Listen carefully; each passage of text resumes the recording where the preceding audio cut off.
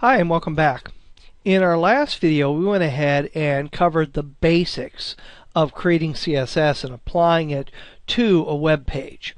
In this video we're going to go ahead and take those basic skills that you learned in the last video and begin to apply them to format the design that we have in our project website. Now, if you downloaded the exercise files and are using the framework for this video, you're already going to have a CSS folder here created along with a styles.css file. If you don't have that created, what you're going to want to do is right-click right up here and do New Folder and create a folder called CSS. I already have one, so I'm going to call it CSS1, but you're going to call yours CSS. Then you're going to want to right-click on that folder and do New File and create a file called Styles. Oops, I need to type that out right. Styles.css. So very easy to create that. I'm going to go ahead and delete that because I've already got mine right up here. Now, I've gone ahead and opened up my main document right here, and I'm looking at it. And when we look at the HTML code, you're going to see right here, we have a link to the styles.css sheet. If you're not using the exercise files, you're going to want to go ahead and place this line in the head section of your document. And again, reviewing what we learned in the last lesson, the link tag establishes a connection between an HTML file and another file. In this case, this link is creating a link between our style sheet and our HTML page. And that's what the link reference or the hyperlink reference attribute here says. href, and then it's giving the path to that CSS sheet. The relationship between this document, this HTML page, and this document right here is that it's a style sheet. The type of style sheet it is, it's a text-based CSS style sheet, and the media that this style should be applied to is the screen. And you're going to also see below that I have the exact same line. The only difference is it's pointing to this print style sheet that we'll deal with in a later video. And the media type here is for print. And it's going to be this style sheet, your first one, that's going to be used when the page is displayed on a screen. If the visitor decides to print your page, it's going to use this CSS style sheet in order to print the material. And again, we'll deal with print style sheets a little bit later. So you need to create a link between this style sheet or the style sheet in your CSS folder and your HTML page. Now, you should see up here at the top a little button that will allow you to look at the CSS style sheet that you've attached. And again, that's the print style sheet, and these are a couple of JavaScripts that are also attached, which you could see right here. And again, when we start dealing with some of the content areas and that fading banner, we're going to talk more about these JavaScripts. But right now, you can go very easily back and forth between your HTML code and the link style sheet right here.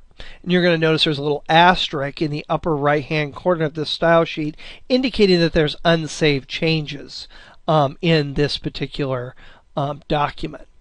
Now, what I'm going to do is I'm going to go ahead and import a style sheet or a set of styles to get myself started with this project. And there are lots of starting style sheets out there that you can download. The one I use is fits in with this HTML page. If you are looking for alternatives to mine, you may look at a couple of other frameworks. One's called Blueprint. The Blueprint CSS framework, that one you may want to look at, or there's another one called the 960 System CSS framework, and both of those have default style sheets for you to begin with. You can type all of these out as well, so either way you decide to do that. But I'm going to go ahead and go into my framework. And inside of my framework folder right here, you're going to see there's a CSS folder. And in here, there's a file called basic.css. And that's just, again, sort of my starter CSS. So I'm going to go ahead and open that up. I'm going to go to Edit, select All, and then I'm going to go to Edit and Copy. So I'm going to copy everything out of that basic CSS file. And then I'm going to come back into my main document in my style sheet, not in my source code, but in my style sheet. I'm going to right-click and paste that in. And this is going to give you a starting set of styles to work with.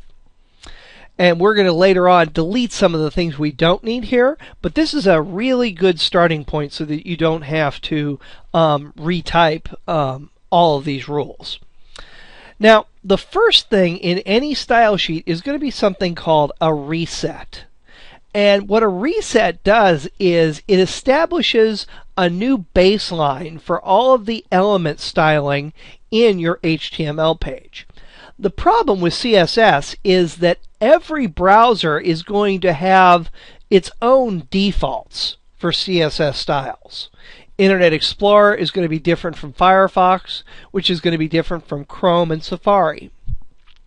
So in order to sort of level out all those differences, you use what's called a reset.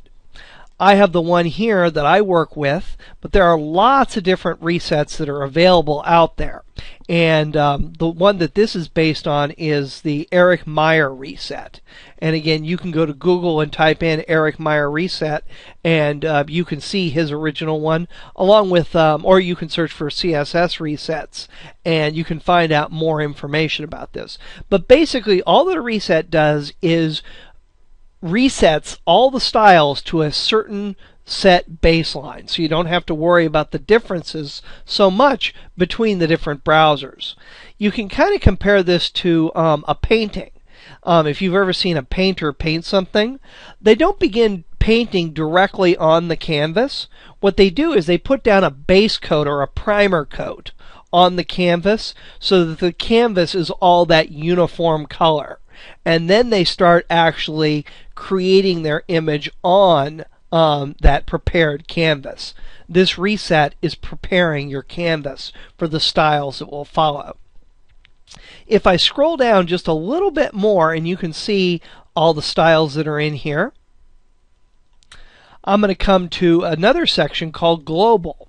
Now, whenever you see a slash and an asterisk, and this text in gray here, that means that it's a comment. And comments allow you to structure your CSS file so that styles are grouped into logical categories, so you don't have trouble finding things. And it's good to use the same structure in every single CSS file that you work in so that you can find things. So I should say that so you can find styles. One of the worst things that happens to a lot of designers is they start off and they just start writing their CSS rules from the top down, and their styles are all jumbled up together, and they can never really tell where something is or what they're doing. And what that leads is to you creating repetitive styles and also to creating styles that conflict with one another. So always figure out some sort of internal structure for your styles. Again, I always start off with my reset, or every style sheet should start off with a reset. There's a lot of sh's in there. Every style sheet should start off with a reset. And then after that, I have gone ahead and created a couple global styles for my HTML and my body tag. I have all my heading styles right here. Then I style my text elements here. You can see some different paragraphs, some links, block quotes, strong, the M tag. I have an empty section for images, and this is where I would place any CSS that's meant to style an image. I've got some styling here for my lists, as well as tables. And there's some miscellaneous styles right here. We're not actually going to use any of these. And one of the last things we're going to do is we're going to delete styles that we don't need. And then, this is actually the most important part. I have a section here called Containers. And the container names here, or the div names here, match the ID styles in that basic HTML page that I worked with a little bit earlier. If we go ahead and open up that basic HTML, that goes with the basic CSS, you can see here in the containers, wrapper, top, banner, sub banner, so on and so forth, and these correspond to the containers that are listed over here. So we'll have no trouble identifying where our containers are and styling those IDs appropriately. Now, we didn't actually leave these containers stock. We actually renamed some of them, so we are going to have to come in and rename some of these. If I scroll down just a little bit further, I've got some boxes here. We'll see what I use those for a little bit later. We've got some extra layout space, some space to put some navigation elements in for our menus. We've got some default styling for forms here. And these are going to be very useful when we set up our contact form. And then under miscellaneous, I have a whole bunch of class styles that I use in various places. And again, we're not going to use most of these here under miscellaneous.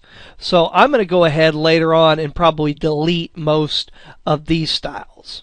And then down at the bottom, I have some miscellaneous styles that I use for message boxes and error alerts and things like that. And again, we won't be using these styles in this project, but they're there if you wanted to use them later on. So I'm going to go ahead and scroll up here again, and we're in our containers. And let's go ahead now and start to modify the styling on this web page. I'm going to bring up Chrome so we can go ahead and look at the completed style or the completed page here. And again, you can see right here I've got the logo, and then I've got social media icons followed by top nav right here. So those are the first three divs. The whole thing is contained in the wrapper, so I'm going to come back to that, but we don't have a top div here. What we do have is we have a logo, so I'm going to go ahead and change that to logo. And then I'm going to go ahead and create another ID style called social-media-icons. And then I'm going to do an opening bracket, tab, and a closing curly bracket. And again, that's going to correspond to the logo div right here, that's right outside the wrapper, and then the social media icons. After that, I have the top nav, which is these links right here. Let me go ahead and bring up the browser window. There's our top navigation. And then we have our banner. So I'm going to go ahead and go back into my CSS styles, and there's banner. We also have sub banner, but we're not going to use that, so I'm going to go ahead and delete that style. And there's top nav. If you want, you can drag this up so that they're in the proper order: logo, social media, top nav, and then banner. I'm also don't have a content wrapper, a left navigation, or a left side. So I'm going to go ahead and delete all those. What we do have is a right side, a content area, and a footer. And again, if I bring this up, you're going to see there's our content area, there's our right side area, and here's our footer area right here. And I'm actually on the About page. Let me go to the home page here, and you'll see what we've been looking at. So I have the content area, the right side area, and then the footer area. So with those few changes, I've successfully set up all of the containers that I'm going to need for my design right here. And we're just going to start at the top and work our way down, styling each one of these elements. And again, there are two different aspects to CSS styling. There is the formatting aspect to it, where you change the way the fonts look and things like that. And then there's the positioning aspect to CSS. Usually what's going to happen is your formatting characteristics, changing the font, the size, the color, all that good stuff, is going to be done with tag and class styles. Whereas the positioning is going to be done using the ID styles that we have here on the containers. So let's begin. I'm going to go ahead and bring this up again. The first thing you're going to notice is that the design has been constrained into a certain area here. And the area that it's been constrained into is as wide as my image right here. So the design is actually going to take up 900 pixels because that's the width of this design here, or that's the width of this image. Ignore this margin space for right now. We're going to return to that. So the overall design should be 900 pixels wide. You're also going to notice that the design is centered on the page. So I need a way to center all the content. And that's what we're going to use the wrapper for. The wrapper contains all the design elements. So if I make that a particular width and center it, all the interior items to that wrapper, the top, or I'm sorry, not the top, but the logo, social media, top nav, all that stuff will also be centered and constrained into that area. So I'm going to go ahead and minimize this, and I'm going to come in here to wrapper, and I'm just going to go into code view here, and I'm going to add two property value statements to this CSS rule. The first is going to be width, and I'm going to make it 900 pixels. And the second is going to be margin. I want the margin to be 0 top and bottom and auto left and right. Now this bears a little bit more explanation. There are two properties that are commonly used to space things out. One is margin and the other is padding. They both work exactly the same. It's just applied a little bit differently. You're going to have the name, either margin or padding here, and then you're going to have between 1 and 4 values in the value area here. Now, if you just place one value, let's say 20 pixels, on our margin statement, that's going to provide 20 pixels all the way around the wrapper. 20 pixels of margin all the way around the wrapper. Top, bottom, left, and right. If you want a different top and bottom margin from your left and right margin, you'll put in two values here. For example, if I did 20 pixels and then 30 pixels, this would give me 20 pixels top and bottom and 30 pixels left and right. So one value applies that margin value all the way around the container. If you put two values in, it's going to be top and bottom for the first number and left and right for the second number. If you want to specify the individual top, bottom, left, and right margins, you'll use 4 values. Now when you're doing this, an easy way to remember it is that it's going to go clockwise from the top of your container. We have a square container, and if I was to go ahead and put 4 values in here, I'm going to do 25 pixels and 10 pixels here. What this says is 20 pixels top, 30 pixels right, 25 pixels on the bottom, and 10 pixels on the left. And the easy way to remember that is it's going clockwise around the container. Top, right, bottom, left. Top at 12 o'clock, right at 3 o'clock, bottom at 6 o'clock, and left at 9 o'clock. So you can put anywhere from 1, 2, or 4 values in here. And what I'm going to go ahead and do is I'm just going to go ahead and put 2 values in, because I want there to be 0 space top and bottom, and I want the design to be centered left and right on the page. Now, you could go about figuring out exactly how much space for every window should be on the left and right, but then anytime the window resizes or the content resizes, your design is going to be off center. So that really doesn't work. What you want to do is tell the browser to put the same amount of space on the left and the right, regardless of how big the window is.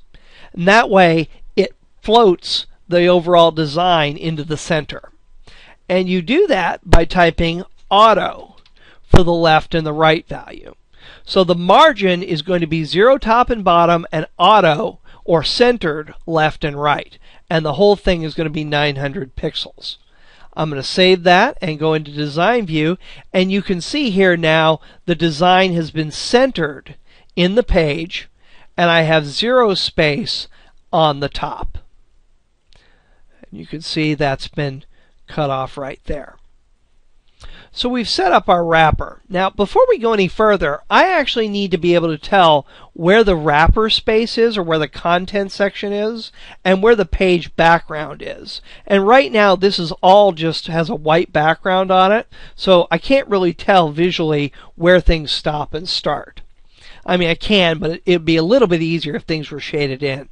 And what we want is we want to use an image on this for this background. We're going to come to that later. Right now, what I'm going to do is I'm just going to use a color for the background of my image. So I'm going to come in here to Code, and I'm going to scroll up, and if I apply a background color to the body tag, since all the content is inside of the body tag, the background color will affect the entire page. So I'm going to go ahead and do background dash color. And when I type a colon, it's going to bring up this little menu for me. I want to select color by using the down arrow or clicking on it, and then hit enter. And that's going to bring up this color prism. I want to come into here so I can exactly specify what I want, and I'm going to choose just this light color of beige right there. I'll click OK, and that applies the background color of that background color to the entire page. Let's look at this in Design View, and sure enough, everything has that beige color. Now, in our design, we don't actually want the wrapper area to have a color inside of it. We want that to be white. So I'm going to go ahead and go back into my code here for my style sheet. I'm going to scroll down, and I'm going to find the wrapper div.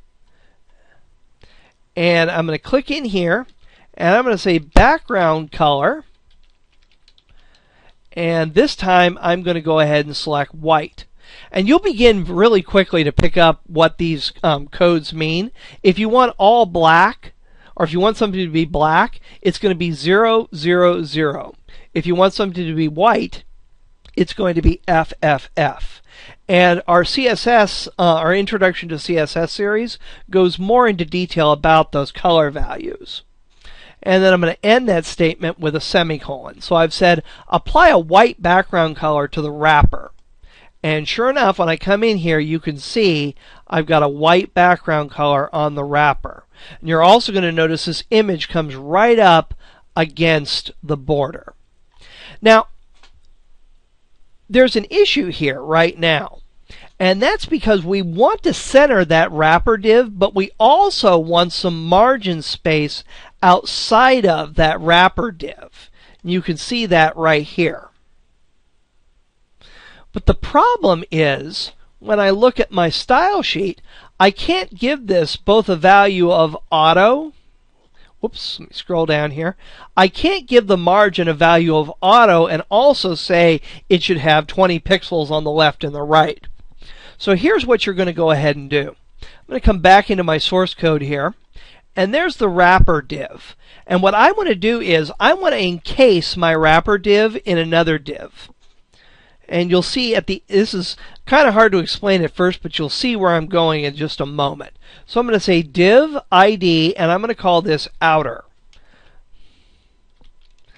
So that div is on the outside of the wrapper. And I'm going to go ahead and scroll down here, and I got to close that wrapper div. So I'm going to go ahead and do a closing div down there. Always remember, when you open your div, you have to close your div, or whenever you open a tag, you have to close a tag. And now I'm going to go into Design View, and you don't see any difference, and that's because we haven't formatted that outer div with any styling yet. And what I want to go ahead and do is I'm going to come back into Styles, and I'm going to be in Code View here.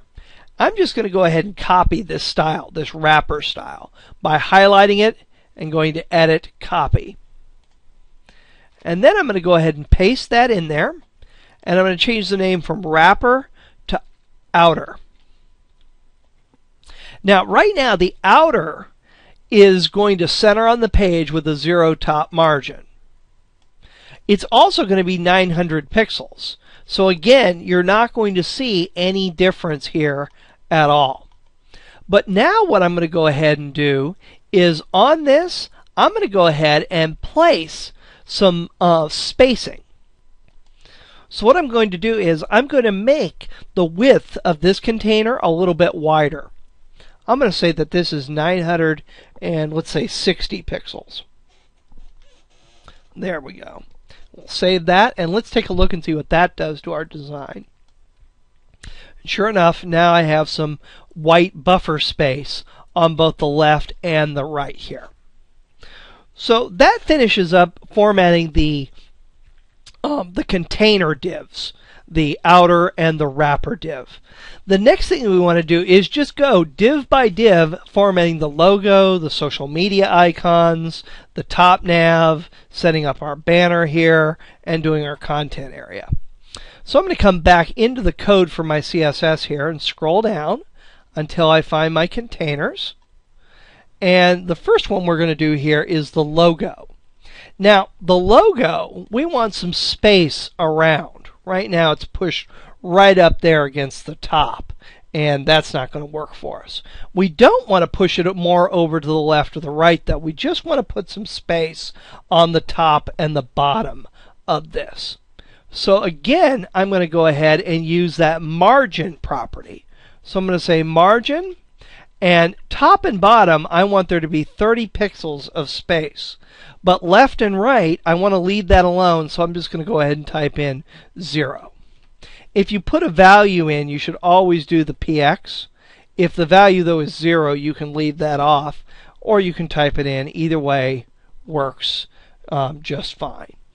And now I'm going to go ahead and go into my design view, and there we go. We can see we've moved that around. Now I'm going to go ahead and come into the code view again and scroll down, and I'm going to come to my social media icons right here. And I need these social media icons to move over here to the right. That's where I need those to go. So I'm going to come back in here to the code, and if you want something to float to the right, the statement that you're going to use, the CSS statement you're going to use, is going to be float with the value right. Again, just scrolling down here, and so I'm going to go ahead and say float right. If we wanted to go to all the way to the left, we could do float left. And I'm going to do design here, and you can see those media icons have floated down or floated over to the right. Right now they're a little bit obscured though, and that's the reason for that is I'm going to go ahead, and this is again where Dreamweaver's design view comes in very, very handy. If I go ahead and click on the edge of this image, it's going to show me the div that contains that image, the logo div. And you can see I've got 30 pixels of margin on the bottom and 30 pixels of margin on the top. You'll see that little yellow tooltip appear there. And this whole thing is the div, and you see it's going all the way over here to the right. And that's the reason why these icons have been pushed down. So I need to do a couple of other things in order to format this correctly. So I'm going to go ahead and come back in here to the code for my style sheet and scroll down until I find my containers. And there's the container for the logo, and the command that I'm going to put in here is float to the left. And again, what float to the right does is it says float this content over to the right. What float right does is it says move that over to the right. What float left does is it says move this over to the left and allow everything else to sort of flow around it. When I go ahead and go into my design view, you can see actually first off, if I select the edge of that, it no longer extends the entire width of the design. It's now only taking up the amount of space that it needs for its content. And it's now, we've said formally, float this over to the left. We've also said float this container over to the right. So we've got that going on over there. Now, we see a problem right here because our our top nav has also floated up in here. So we need to go ahead and correct that in just a moment. Actually, let's go ahead and do that right now so we can get that out of the way. I'm going to go ahead and scroll down here until I find my containers. Here's top nav. The command that you can use to say don't float things up, or don't float this up in to the other elements, is clear. And I want to say clear both. And that means I want it to clear both the left and the right floats that may come before it. When I do clear both and save, you can see that jumps right down there. My social media icons are still over here, however. Now, the next thing that I need to do is I need to go ahead and position these horizontally as opposed to vertically. Now, if we look at the code for our social media icons, we can see the reason why they're appearing stacked on top of each other. And that's because the social media icons are in an unordered list, in a UL list. And each icon is contained in its own list item. Now, what that's going to allow you to do is precisely position all of these different elements. Now, I'm going to go ahead here and go back into my style sheet and scroll down. And I'm going to find my container. And after float right here, I need to go ahead and create another style. And the style that I'm going to go ahead and create underneath that is, again, for the social media icons. So that's the div name right there. But I don't want this to affect everything. What I want to affect are the list items, the LI items. Normally, LI items are stacked on top of one another. And that makes perfect sense for a list of items. But what we want them to do is we want them to line up left to right. So what I'm going to go ahead and do is I'm going to say in the social media icons div, any ULs that have list items, So I'm saying look in the container social media icons. Find an unordered list and apply this style to any LIs that are in that unordered list. And I'm going to go ahead and just hit tab a couple times here to space that out so I can read it a little bit better. And what I want to go ahead and do is give this the property display inline. So instead of being stacked on top of each other, displayed stacked on top of each other, they're going to be displayed in line with one another. And let's go ahead and save that, and let's look at our design. And I need to refresh here. There we go. Go into live view and just hit refresh if this doesn't show up. And you can see your social media icons are now lined up one against another.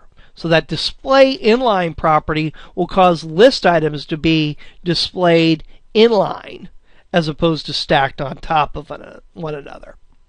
Now, right now, these icons are right up against the edge here. I also want to push them down.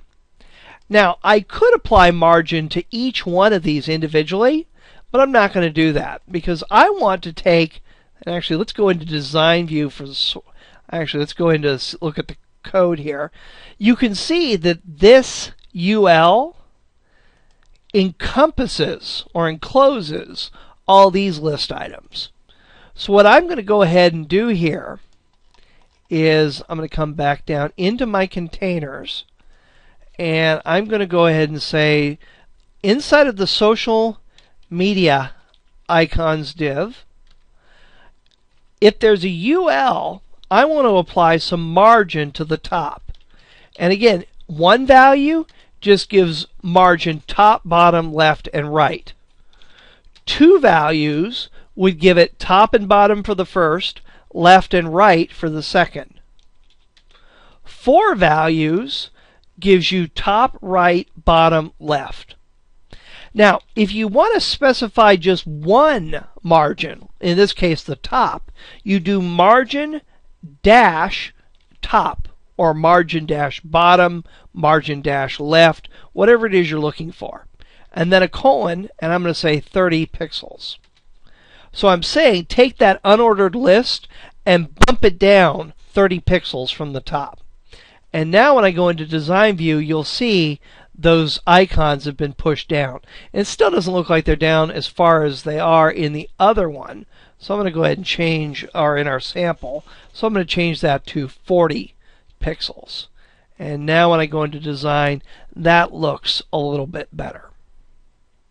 And when we look at our sample design, you can see the way that's appearing.